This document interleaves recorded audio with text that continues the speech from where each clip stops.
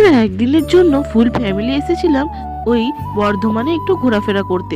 তার মধ্যে অলরেডি দুটো মন্দির আমরা ঘুরে নিয়েছি, যেটা হচ্ছে একটা 108 মন্দির আর একটা হচ্ছে সর্বমঙ্গলা মন্দির। নেক্সট আমরা জলখাবার খেয়ে দিয়ে এখানে চললাম অন্যান্য মন্দিরগুলো এক্সপ্লোর করতে। এখানে চলে এলাম, দেখো এই বড় শিবের মন্দিরে কি বিশাল শিবলিঙ্গ, সেটা তোমরা দেখেই বুঝতে পারছো, দারুণ। তবে জায়গাটা ভীষণ শান্ত এক পরিবেশের মধ্যে। সেখানে একটা তেঁতুল গাছ দেখেছিলাম, সেটাও ভীষণ ভালো।